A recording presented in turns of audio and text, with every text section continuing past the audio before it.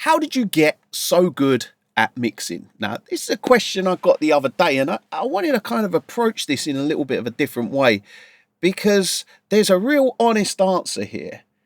And there's the obvious one of practice, practice, practice, just continuously. The more you do something, the better you get at it. It's like anything. We can all be masters at anything we want to put our time and effort into. You know, I could probably be a pretty good tennis player. I haven't played tennis since I was probably 6 years old, but I could probably get really good at it if I just continuously, non-stop play tennis for every day for the next, I don't know, 5 years. I'd be pretty good at it.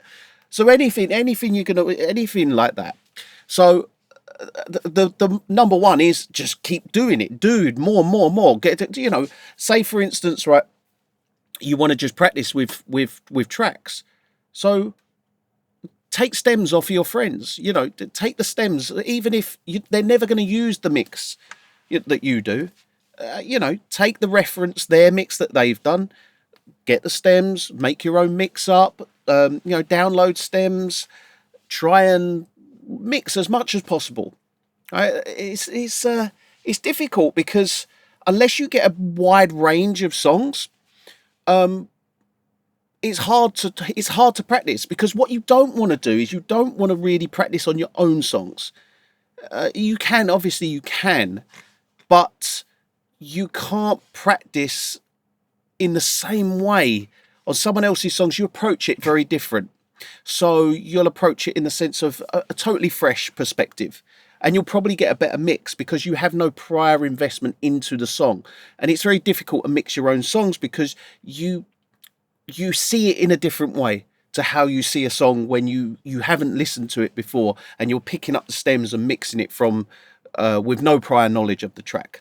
But here's the main one. This is the main one of how I personally feel that I got good at mixing. Disregarding the practice, continuously doing something, the main one is this: a good room, right? I know myself. Accurate monitoring, a good room, really good speakers.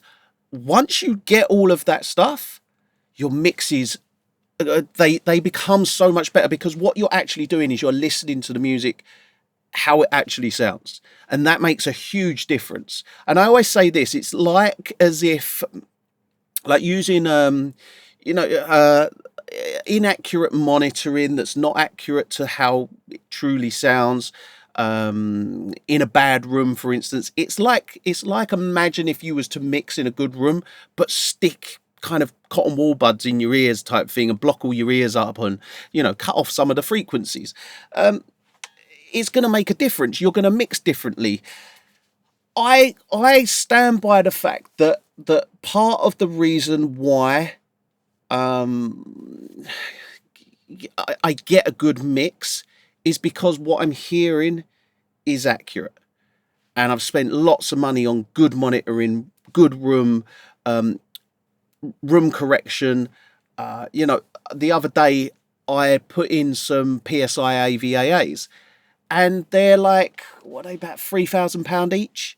And I put two of them in, and the difference that it makes is minor. It's kind of like, to anyone else, it's like, oh, well, yeah, I can kind of hear that.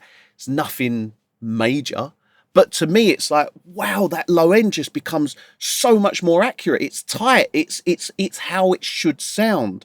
That kick drum doesn't sound as flappy. It sounds tight. So really, it was tight all along.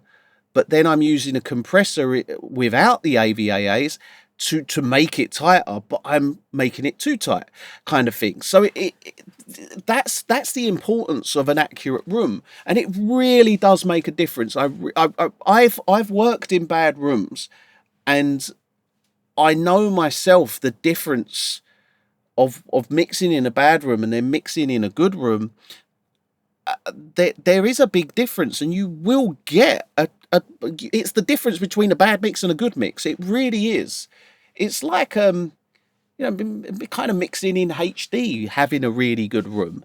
And this was one of the big problems, and concerns I had when moving to this room was that my other room, I loved it. I knew it so well, and I'd spent a lot of time kind of tuning it and getting it right.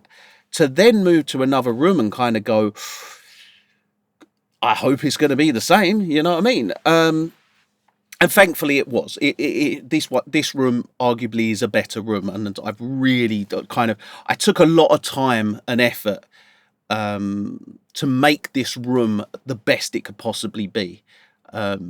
Yeah, and sticking the AVAAs in, brilliant. That's a really good choice for me. I kept, I stuck with the same speakers. I was going to put a different speaker system into this room. I was going to either put Amphiums in, or I was going to put, what were the green ones? Alcons. I was going to put Alcons. I was considering maybe putting PMC 82s with XPDs. I was considering these. These were all things that I was considering. But then I thought, you know what? It was perfect before. What I don't want to do is I don't want to move to this new room and kind of go, oh no, now I've got to kind of get this room to be perfect. Whereas if I kind of built the same room with the same speakers, it just kind of translates and transfers. There was a small amount of tuning and differences, but of course, but that's nothing you can't handle quite easily. But yeah, honestly, the one thing and the way that I would really say that massively you will benefit from is working in a good room. Now, if you haven't got a good room, it's not. This is the thing: is some people don't have the ability to have a purpose-built room that they're mixing in. What I would say is I'd encourage people to visit a good room and mix in a good room. And a good way to kind of understand what I'm talking about here is to mix a track in your room that let's say, for argument's sake, it's not the best of rooms. Mix a track in there, then mix a track in a good room and kind of go, oh, okay.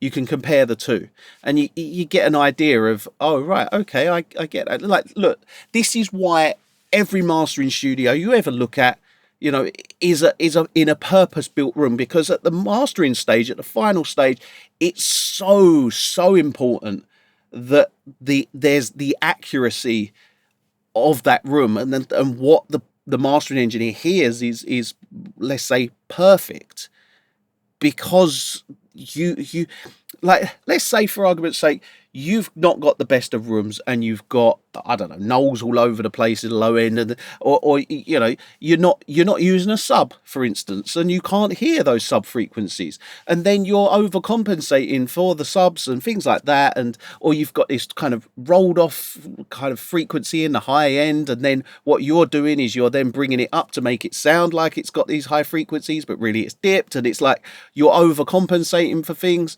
that didn't actually need to be EQ'd. So it's like I tell you what it's like. It's like as if I was to work in this room, but I was to put this kind of EQ curve in that was just like dips all over the place, and then try and mix with the dips in there. What's going to then happen is I'm going to compensate for these dips that are in there because I want to hear it back where it was.